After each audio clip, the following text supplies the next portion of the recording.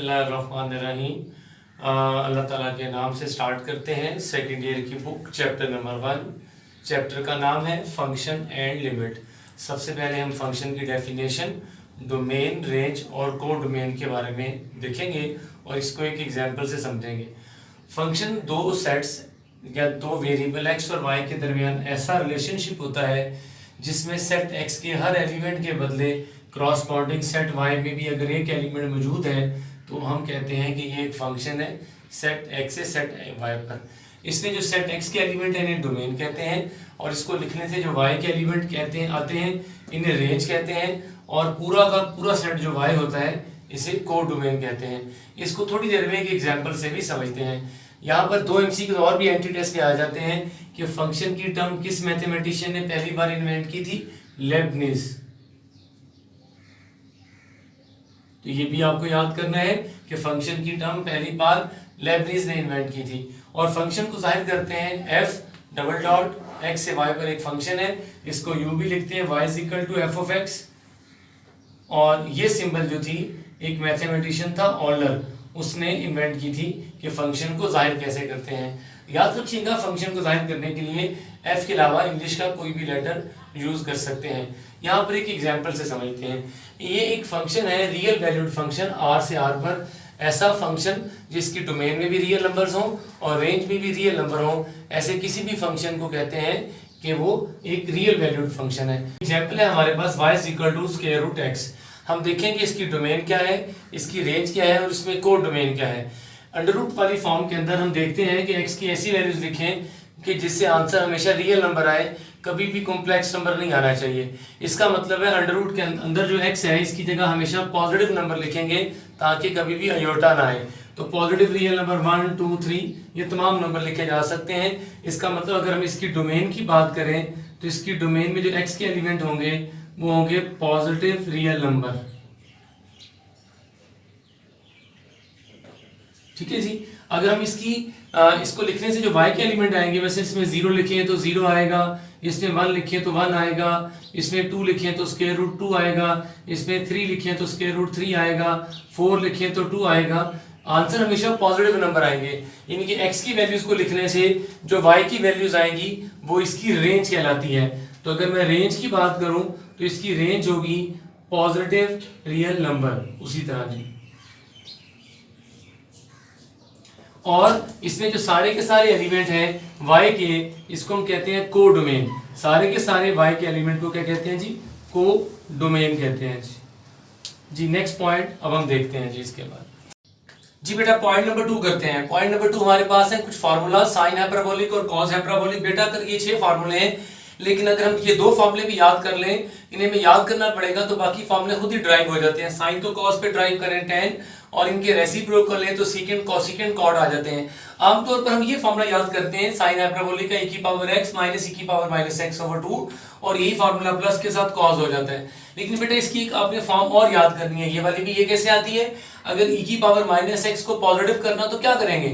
सोचिए, शाबाश आपने सही सोचा। इसको 1 ओवर की फॉर्म में करेंगे और इसका एलसीएम लेंगे तो ये वाली फॉर्म बन जाएगी e की power 2x minus 1 over 2 e की पावर x। और इसी तरह कॉस हाइपरबोलिक में e की power 2x plus 1 over 2 e की पावर x। इसके साथ ही बेटा कुछ और फार्मूले देखते हैं और फिर एक एमसीक्यू की तरफ चलते हैं। बेटा ये फार्मूले हैं, आपने जिस तरह आम फार्मूला याद किया होता है ट्रिग्नोमेट्री के अंदर, sin 2 alpha is equal to 2 sin alpha cos alpha.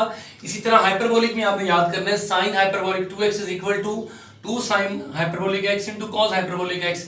इसकी बेस पर भी कुछ एमसीक्यू आ जाते हैं जो कि आपका काफी टाइम सेव करेंगे अगर हम फार्मूले याद हो तो। इसी तरह हम एफएससी में करते हैं, आप रूटीन के अंदर ट्रिग्नोमेट्री के अंदर cos के थीटा प्लस sin के थीटा इज इक्वल टू 1, लेकिन हाइपरबोलिक में अगर माइनस आए तो फिर ये 1 के इक्वल होता है। इसी तरह अगला फार्मूला, अगर बेटा इसको cos पे डिवाइड कर दें तो cos cos से कट जाएगा 1, इसको cos पे डिवाइड करें sin ओवर cos tan, इसको cos पे डिवाइड करें तो secant। तो ये एक नया फार्मूला बन जाता है, डिवाइड किया किस पर? Divided by cos hyperbolic x 1 minus tan hyperbolic square x is equal to secant hyperbolic square x। इसी तरह बेटा अगर इसको डिवाइड कर दें sin हाइपरबोलिक x पर तो बेटा ये बन जाता है cot hyperbolic square x minus 1 is equal to cosecant hyperbolic square x। इसकी बेस पर हम कुछ एमसीक्यूज देखते हैं। वैसे पहले एमसीक्यू तो आपके पास लिखा है e की power 2x plus over 2e⁻x का स्क्वायर, और सिंपल इसमें माइनस आ गया, e⁻2x minus e⁻−x over 2e⁻x का स्क्वायर। अगर आपको याद है तो ये फार्मूला है आपके पास cos हाइपरबोलिक स्क्वायर x का, और ये फार्मूला है आपके पास sin हाइपरबोलिक स्क्वायर x का। आपने याद किया था ये किसकी इक्वल होता है, 1 के। अगर हम इसको एलसीएम लेके सिंप्लीफाई करें तो काफी टाइम लगेगा। अगर हमें ये फार्मूला याद है तो फौरन हो जाएगा कि इसका आंसर किसकी इक्वल है, 1 के। इसी तरह बेटा और भी एमसीक्यूज आ जाते हैं। mesela आपके पास ये एमसीक्यूज आ गया 2e⁻x plus e⁻−x over 2 e⁻x minus e⁻−x over 2, और mesela इसके आंसर्स लिखे हुए यहाँ पर 4। हमें याद होगा ये फार्मूला साइन हाइपरबोलिक x का होता है। इस एमसीक्यूज को इस शॉर्टकट मेथड से करेंगे। सॉरी, ये आपके पास साइन हाइपरबोलिक x का होता है माइनस वाला, और जो पॉजिटिव वाला है वो कॉस हाइपरबोलिक x का होता है। तो बेटा ये किसकी इक्वल आ जाएगा, साइन हाइपरबोलिक 2x। ठीक है जी, मतलब इसका आंसर लिखा होगा e⁻2x माइनस e⁻2x ओवर 2। तो हमें इस तरह इसको मल्टीप्लाई करके सिंप्लीफाई नहीं करना पड़ेगा। अगर हमें ये फॉर्मूला याद है तो मालूम हो जाएगा कि ये राइट ऑप्शन है। तो बेटा इसके बाद हम नेक्स्ट पॉइंट पर चलते हैं कि किसी भी फंक्शन को किस तरह चेक कर सकते हैं कि वो इवन है, ऑड है, या वो नाइदर इवन नाइदर ऑड है, या फिर आखिरी ऑप्शन में कि दोनों फंक्शन में है, इवन है कि इवन भी है ऑड भी है। बेटा किसी भी फंक्शन में अगर हम x की जगह -x लिखें, और अगर आप ये देखें कि -x लिखने से वो फंक्शन वापस आ गया है, तो किसी भी फंक्शन को हम कहते हैं कि वो इवन फंक्शन है। अगर इसकी एग्जांपल पे हम गौर से देखें तो कौन से ऐसे फंक्शन है, कोई भी ऐसा फंक्शन जिसमें x की पावर में इवन नंबर आ जाएगा हमेशा वो इवन फंक्शन होगा। यानी कि x की पावर में जब भी आपके पास कोई इवन नंबर लिखे होंगे तो हमेशा वो इवन फंक्शन होगा। ट्रिग्नोमेट्रिक फंक्शन पे चलते हैं। अगर आप कि कोई ऐसा फंक्शन सोचिए जिसमें x की जगह -x लिखें, जी आपने सही सोचा, cos theta cos hyperbolic theta, इन्हीं के रेसिप्रोकल मसलन 1/cos क्या होता है जी, सीकेंट थीटा और सीकेंट हाइपरबोलिक थीटा। बेटा ये सारे के सारे फंक्शन इवन फंक्शन होते हैं। ऑड फंक्शन पर चलते हैं, ऐसा फंक्शन जिसमें x की जगह आप -x लिखें, और आप ये देखिए फंक्शन तो वापस आ गया है लेकिन उसके साथ माइनस का साइन भी आ गया है। किसी भी ऐसे फंक्शन को हम कहते हैं कि वो ऑड फंक्शन है। अगर हम इसकी एग्जांपल देखें कि कौन कौन से फंक्शन ऑड होंगे, तो बेटा देखें ऐसा फंक्शन जिसमें x की पावर ऑड नंबर होगी, मसलन 3, 1, या आप लिख लें सिंपल कोई भी ऐसा फंक्शन जिसमें आप देखेंगे कि x की तमाम पावर ऑड नंबर हैं, तो वो हमेशा ऑड फंक्शन होंगे। ट्रिग्नोमेट्रिक फंक्शन की बात करें तो साइन थीटा और टेन थीटा, इन्हीं के रेसिप्रोकल्स, इन्हीं के, और हाइपरबोलिक भी, sine hyperbolic theta, tan hyperbolic theta, और बेटा इनके रेसिप्रोकल 1/sin कोसिकेंट, और कॉट का रेसिप्रोकल कॉट। बेटा ये सारे के सारे ऑड फंक्शन होते हैं। बास फंक्शन ऐसे होते हैं जिसमें x की जगह जब हम -x लिखते हैं तो हम ये देखते हैं कि फंक्शन ही तब्दील हो गया, यानी कि अगर फंक्शन ही चेंज हो जाए, फंक्शन ही वापस ना आए, तो किसी भी ऐसे फंक्शन को कहते हैं कि वो ना इवन फंक्शन है ना वो ऑड फंक्शन है। मसलन एग्जांपल देख सकते हैं, मसलन कोई फंक्शन ले लेते हैं sin x plus cos x, check करने के लिए कि ये इवन है या ऑड है, x की जगह -x लिखें। जी बेटा फॉर्मूले आपको उम्मीद है याद होंगे। साइन में नेगेटिव आए तो माइनस साइन बाहर आ जाता है, कॉस में नेगेटिव आए तो बाहर आके पॉजिटिव हो जाता है। माइनस कॉमन लीजिए ताकि हम ये देख सकें कि हमारा फंक्शन वापस आता है नहीं आता। तो ये आ गया आपके पास sin x minus cos x। आपने देखा कि आपका फंक्शन जो है वो चेंज हो चुका है। तो किसी भी फंक्शन में x की जगह -x लिखें, अगर वो फंक्शन ही चेंज हो जाए इसका मतलब ये वाला फंक्शन कौन सा है, ना ये इवन फंक्शन है और ये ना ऑड फंक्शन है। बेटा एक फंक्शन हमारे पास ऐसा भी होता है जो दोनों भी हो सकते हैं, इवन भी हो सकते हैं, ऑड भी हो सकते हैं, और ये कौन सा फंक्शन है, f(x = 0). तो बेटा ये एक वाहिद फंक्शन है और इसके अलावा कोई ऐसा फंक्शन नहीं होता जो इवन भी हो और ऑड भी हो। और एक आखिरी बात, बाद ऑफ एमसीक्यूज में ये क्वेश्चन आ जाता है कि log e⁻x को चेक करें इवन है या ऑड है। तो बेटा इस log को हम चेक नहीं कर सकते क्योंकि log में डेफिनेशन में ये चीज शामिल है कि इसमें x की जगह -x नहीं लिख सकते। इसका मतलब अगर इसकी ऑप्शन लिखी हो मसलन even function, odd function, neither even nor odd, और आखिर में डी लिखा हो नन ऑफ दीज, तो बेटा आपका क्या ख्याल है कौन सी ऑप्शन सही होगी? नाइदर इवन नाइदर ऑड वाली? नहीं बेटा, ये वाली ऑप्शन ठीक नहीं है। इसमें कौन सी ऑप्शन होगी? ये वाली नन वाली। तो जब भी लॉग वाला फंक्शन आएगा जिसको आपको चेक करना होगा कि वो इवन फंक्शन है या ऑड फंक्शन है, इसको आप चेक ही नहीं कर सकते, यानी मैं इसमें x की जगह माइनस एक्स लिख ही नहीं सकते। तो ना ये इवन है ना ये ऑड है, ये नाइदर इवन नाइदर ऑड भी नहीं है, तो ये हमेशा नन वाली ऑप्शन होगी। जी बेटा, ये जो हम टॉपिक स्टार्ट करने लगे हैं ये बड़ा ही इंपॉर्टेंट टॉपिक है। टॉपिक का नाम है लाइन ऑफ सिमेट्री। आप इससे पहले बेसिक छोटी क्लासों के अंदर 5-6 क्लास में ऐसे आपने देखा होगा कि आपको कोई ग्राफ दिया जाता था, आपको कोई डायग्राम दी जाती थी और आपसे कहा जाता था लाइन ऑफ सिमेट्री लगाएं। लाइन ऑफ सिमेट्री का मतलब होता है ऐसी लाइन लगाएं जो आपके ग्राफ को दो इक्वल पार्ट्स में डिवाइड कर दे। मसलन ये एक ट्राइंगल है, अगर मैं एक डॉटेड लाइन लगाऊं जिससे आपका ये ग्राफ बिल्कुल दो इक्वल पार्ट्स में डिवाइड हो जाए, यानी कि इस लाइन से इधर वाला ग्राफ और इधर वाला ग्राफ बिल्कुल बराबर हो, तो इस लाइन को लाइन ऑफ सिमेट्री कहते हैं। इसको यहाँ से भी देखा जा सकता है। मसलन अगर मैं ये डॉटेड लाइन लगाता हूँ जिससे ये लाइन के ऊपर वाला हिस्सा और नीचे वाला हिस्सा ग्राफ का बिल्कुल इक्वल हो जाए, तो हम कहते हैं कि ये लाइन लाइन ऑफ सिमेट्री है। एंटी टेस्ट में ये बड़ा इंपॉर्टेंट टॉपिक समझा जाता है। ये बिल्कुल मैं बेसिक आपको बता रहा हूँ लाइन ऑफ सिमेट्री क्या होती है। तो इसकी बेसिक पे 4 एमसीक्यूज आते हैं कि लाइन ऑफ सिमेट्री 4 तरह की बेसिक होती है। कोई भी फंक्शन या कोई भी ग्राफ या तो एक्स एक्सिस के सिमेट्रिक होता है, या वाई एक्सिस के सिमेट्रिक होता है, या ओरिजिन के सिमेट्रिक होता है, या symmetric to y is equal to x एक स्ट्रेट लाइन के होता है। इन चारों को बारी बारी देखते हैं।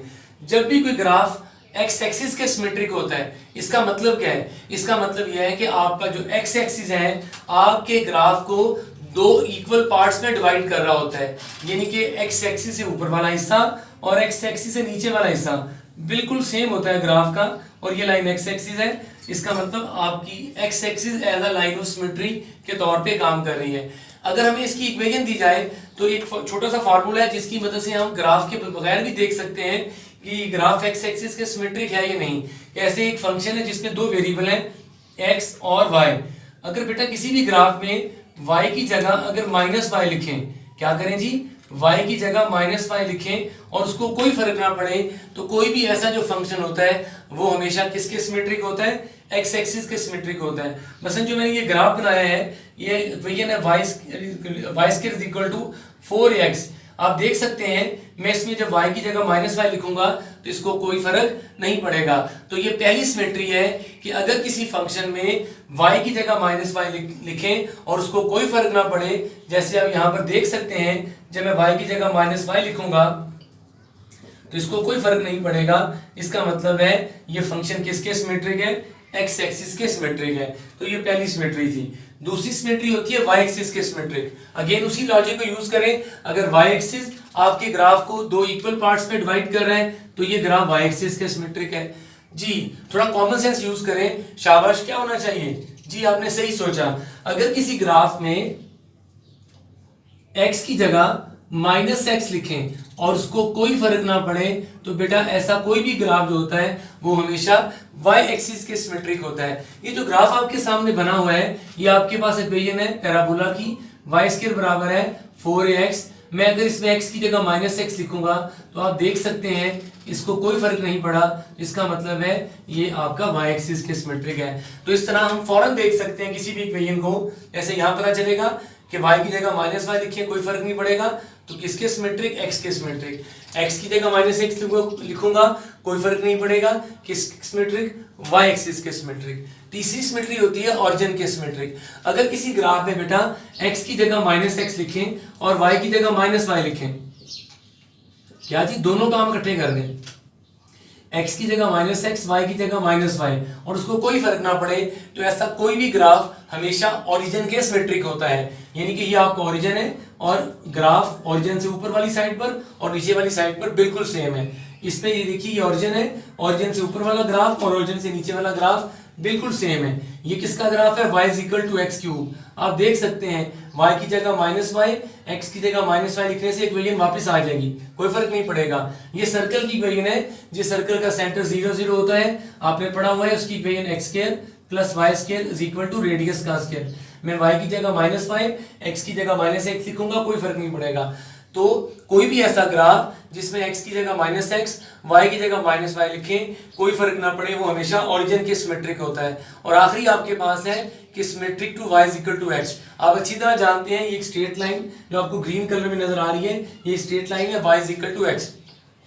अगर कोई भी ग्राफ इस तरह का हो कि ये स्ट्रेट लाइन आपके ग्राफ को दो इक्वल पार्ट्स में डिवाइड कर रही है, ये एलिप्स है आपके पास और ये ग्रीन लाइन आपके ग्राफ को एलिप्स को इस तरह डिवाइड कर रही है कि इससे पिछला नीचे वाला हिस्सा और ऊपर वाला हिस्सा बिल्कुल बराबर है, तो ये लाइन ये वाला ग्राफ कहलाएगा कि ये सिमेट्रिक है, y is equal to x। इसका कैसे पता चलता है बेटे? इसका यूं पता चलता है, किसी भी ग्राफ में अगर हम x की जगह y लिख दें और y की जगह x लिख दें और उसको कोई फर्क ना पड़े, तो हमेशा वो ग्राफ सिमेट्रिक होता है। किसकी थी? y is equal to x। एक बार दोबारा भी कॉल कर लेते हैं जल्दी से। कोई भी ग्राफ जिसमें x की जगह y की जगह -y लिखें और कोई फर्क ना पड़े, x के सिमेट्रिक। y एक्सिस के सिमेट्रिक, अब x की जगह -x लिखें, कोई फर्क ना पड़े, y एक्सिस के सिमेट्रिक। ऑरिजिन के सिमेट्रिक कब होगा? दोनों को इकट्ठा कर दें, x की जगह -x, y की जगह -y लिखें, कोई फर्क ना पड़े, ऑरिजिन के सिमेट्रिक। आखिरी सिमेट्री, x की जगह -y लिखें, y की जगह -x लिखें, जैसे ये एलिप्स की इक्वेशन है, x का स्क्वायर ओवर a का स्क्वायर प्लस y का square is equal to b का स्क्वायर इज इक्वल टू 1। मैं x की जगह y की जगह x लिखूंगा, कोई फर्क नहीं पड़ेगा, दोबारा एलिप्स रहेगी, तो ये सिमेट्रिक होता है, y is equal to x। तो सिमेट्री का टॉपिक कवर हुआ। अब नेक्स्ट टॉपिक की तरफ चलते हैं। आज हम एक बहुत बड़ा शॉर्टकट सीखेंगे कि अगर कोई फंक्शन हमें दिया हो और हमें कहे कि उसका इन्वर्स फाइंड करें, तो मैंने आपके सामने मुख्तलिफ फंक्शन लिखे हैं। हम देखेंगे कि इनका इन्वर्स हम किस तरह 10-15 सेकंड में मालूम कर सकते हैं।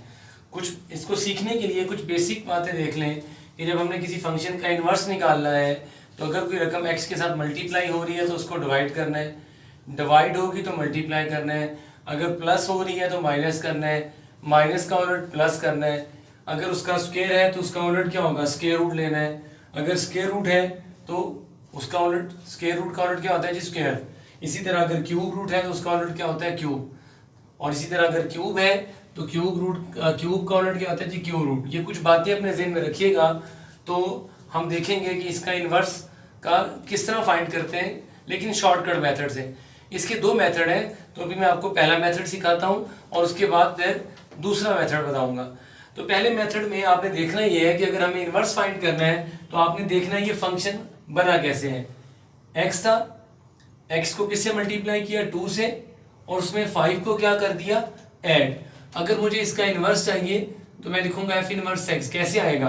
देखिए मैं इसको क्या बोलूंगा, ये फंक्शन कैसे बना, जरा गौर कीजिएगा। x को 2 से मल्टीप्लाई किया, पहला स्टेप 2 से मल्टीप्लाई किया, उसके बाद 5 को प्लस कर दिया। अब जहां पर मैंने लास्ट में बोला 5 को प्लस कर दिया, यहां से आपने रिवर्स आना है, x लिख लें।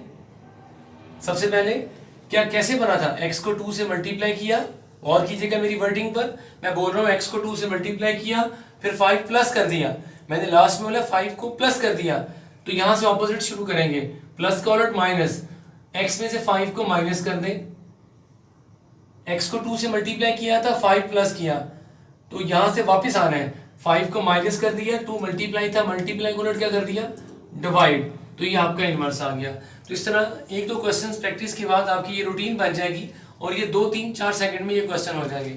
मसलन आगे देखते हैं, इस क्वेश्चन का मुझे इन्वर्स चाहिए, तो आपने देखना ये है कि ये कैसे बना। सबसे पहले x का लिया स्क्वायर, स्टेप नंबर 1, x का लिया स्क्वायर, फिर x को किससे मल्टीप्लाई किया? x स्क्वायर को 2 से, फिर 5 क्या किया? माइनस। मैंने लास्ट में बोला 5 को माइनस किया, तो x लिख लें। लास्ट में मैंने क्या बोला था? 5 माइनस किया, तो माइनस का उलट प्लस, 5 को प्लस कर दें। फिर सेकंड स्टेप क्या था? x के साथ 2 मल्टीप्लाई हुआ था, तो मल्टीप्लाई को उलट क्या कर दें? डिवाइड कर दें। जो सबसे पहला स्टेप है वो सबसे लास्ट में आएगा। x का स्क्वायर था, तो स्क्वायर का ऑपोजिट क्या है? स्क्वायर रूट, तो इसका स्क्वायर रूट ले लें, पूरे फंक्शन का लेना है जी। दोबारा मैं रिपीट करता हूँ, देखिएगा। x का स्क्वायर लिया, स्टेप नंबर 1, 2 से मल्टीप्लाई किया, स्टेप नंबर 2, 5 माइनस किया, स्टेप नंबर 3। अब यहां से आपने वापस आना है, x को 5 माइनस का उलट 5 प्लस कर दिया, 2 मल्टीप्लाई हुआ था, 2 डिवाइड हो गया, x का स्क्वायर था, तो स्क्वायर का उलट क्या होता है? स्क्वायर रूट ले लिया पूरे फंक्शन का। अब यहां पर आते हैं, ये कैसे बना? x का स्क्वायर लिया, स्टेप नंबर 1, स्टेप नंबर 2 से मल्टीप्लाई किया, स्टेप नंबर 3 5 ऐड किया, स्टेप नंबर 4 और पूरे फंक्शन का स्क्वायर रूट ले लिया, तो इसका इनवर्स कैसे आएगा जरा देखिएगा।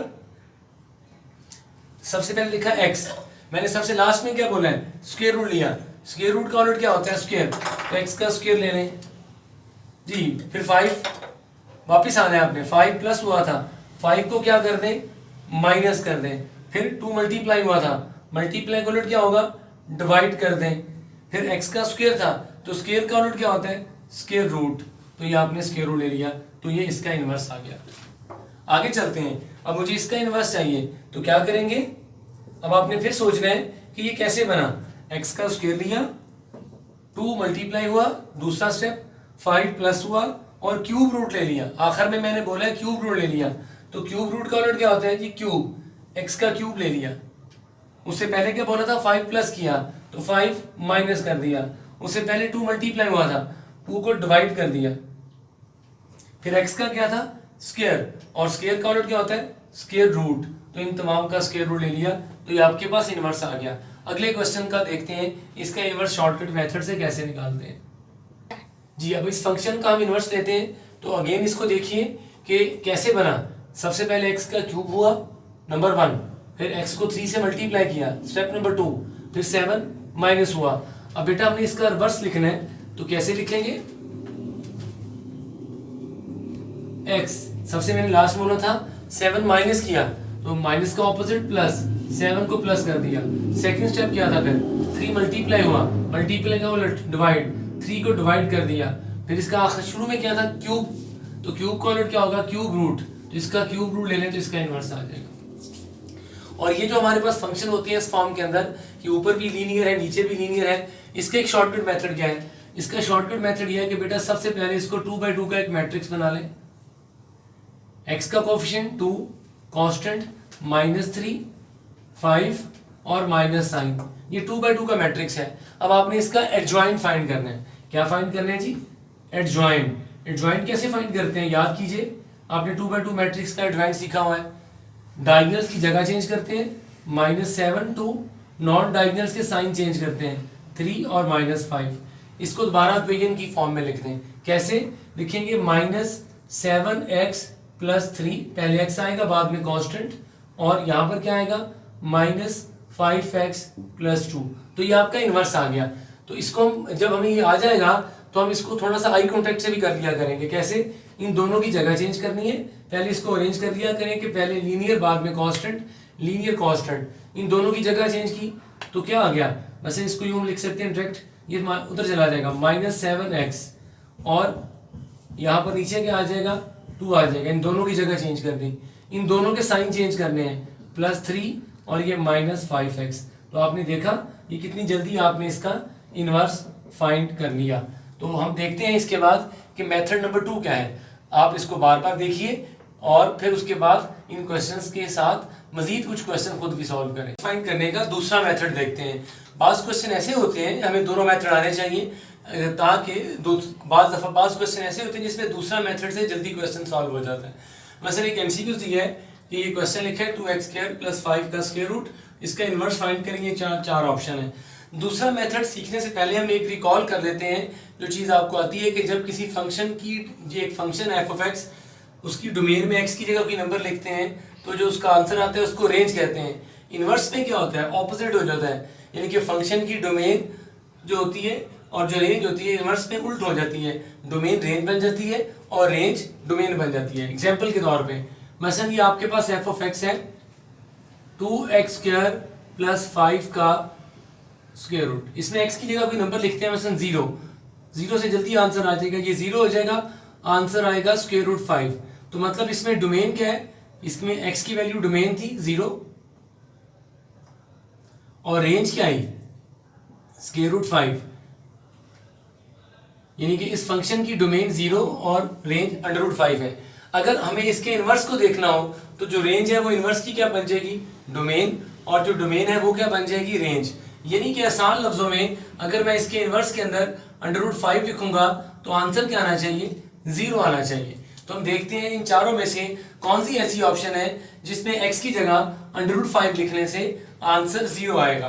तो बेटा यहां पर लिखते हैं √5 x की जगह, देखिएगा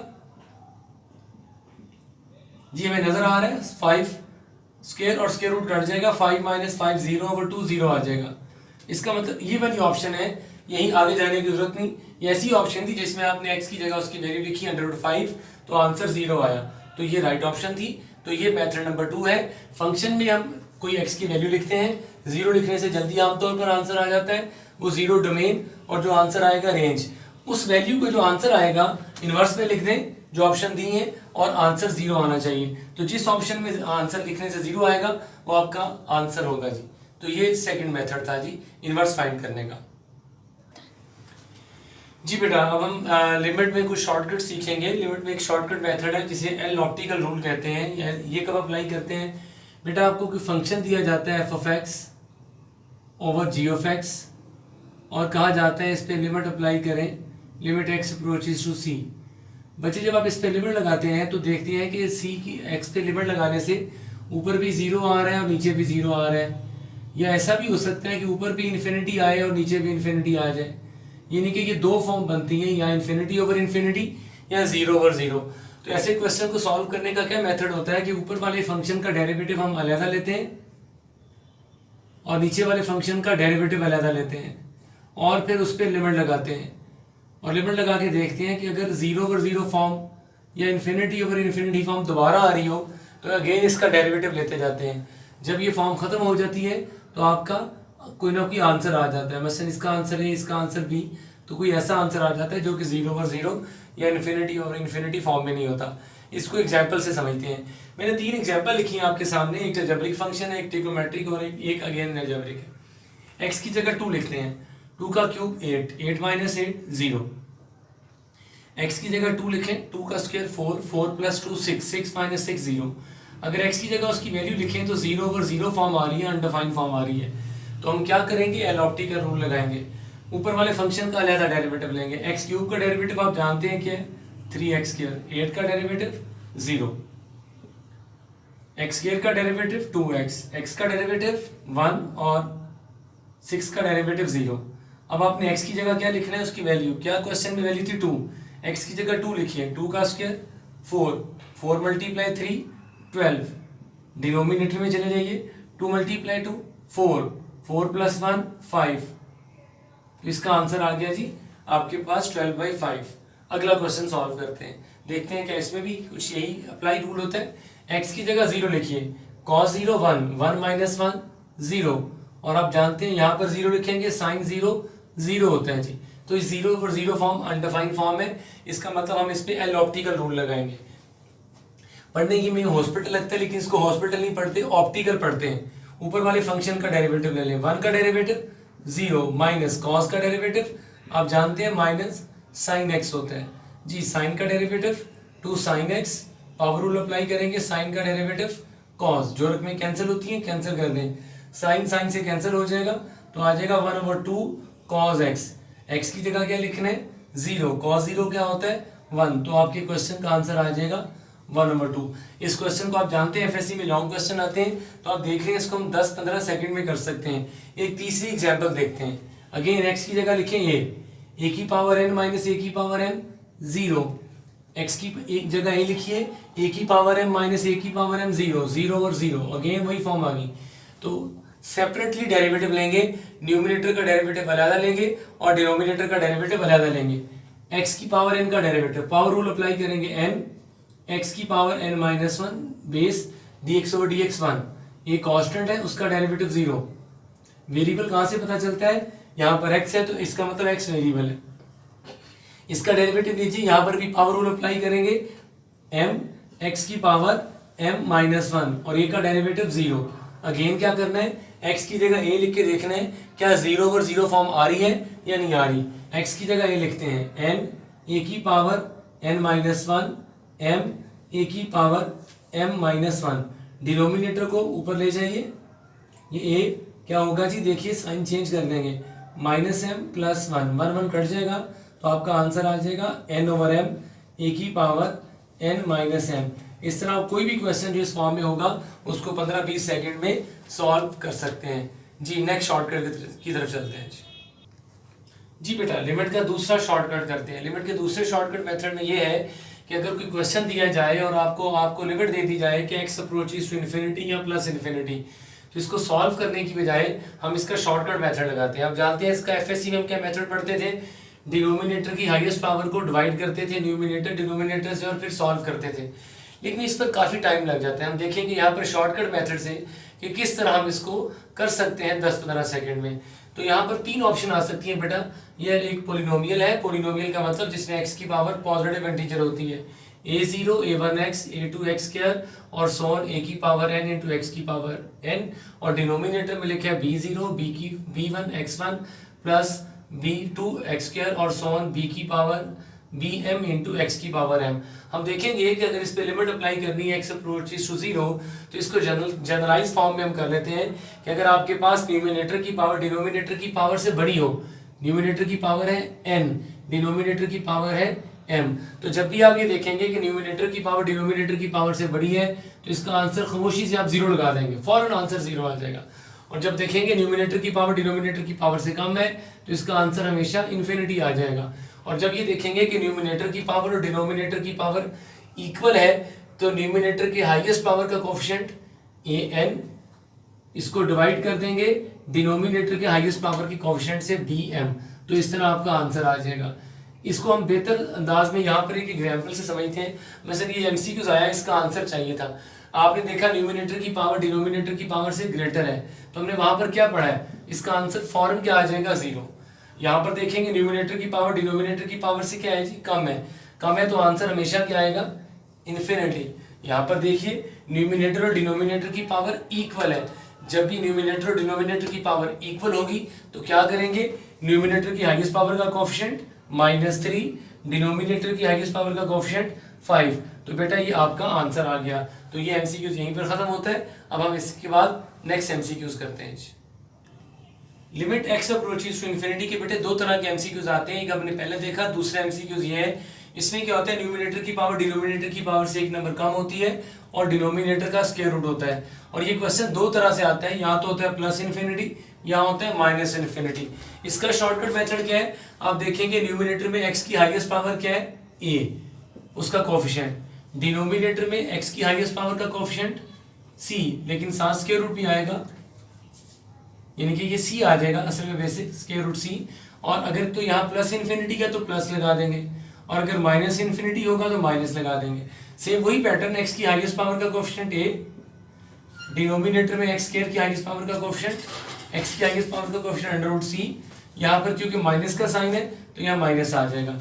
यहाँ इसी को हम 2 एग्जाम्पल की मदद से करते हैं। देखिएगा x approaches two plus infinity, तो एक तो डिसाइड हो गया प्लस आएगा, न्यूमिनेटर की हाईएस्ट पावर का कोफिशिएंट -7, डिनोमिनेटर की x स्क्वायर हाईएस्ट पावर है, कोफिशिएंट है 9 का अंडर रूट जो कि क्या होगा जी 3, तो इसका आंसर आ गया बेसिक -7/3।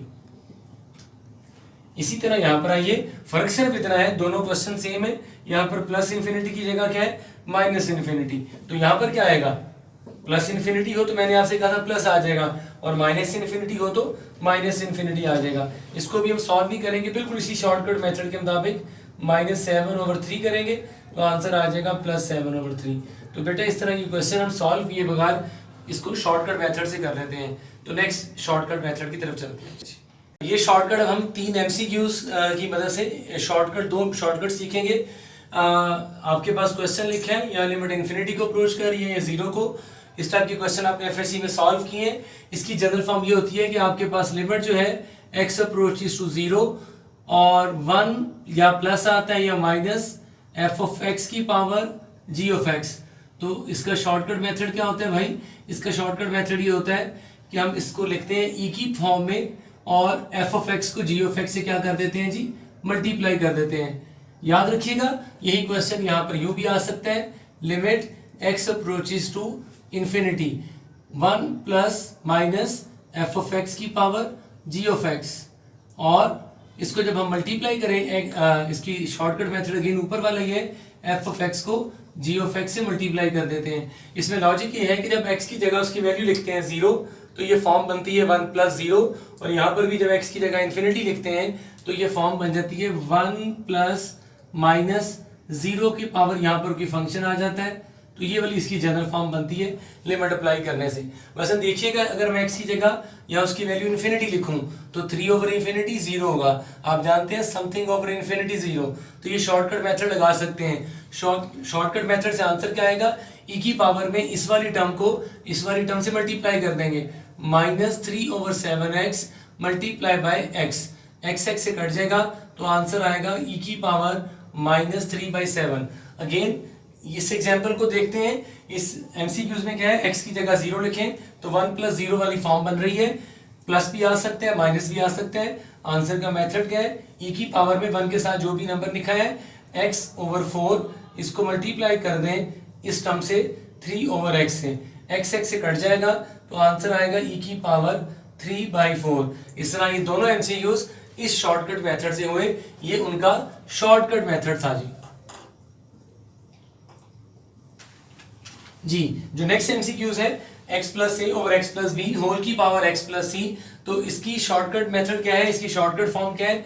इसकी शॉर्टकट फॉर्म बेटा ये है कि लिमिट x अप्रोचेस टू, कोई कांस्टेंट होता है, यहाँ पर लिखा होता है x + a कोई number, x + b any real number, और यहाँ पर x + c any real number, ये फॉर्म होती है। तो इसका शॉर्टकट क्या कैसे आता है जी, e की पावर में इस वाले कांस्टेंट को इस वाले कांस्टेंट से माइनस कर देते हैं, यानी कि e की पावर a - b, इसको यहाँ पर अप्लाई करते हैं जी। बेटा इसका आंसर क्या आएगा, शाबाश, यहाँ पर a से मुराद क्या है 1, b से मुराद क्या है 2, तो आंसर आएगा 1 - 2।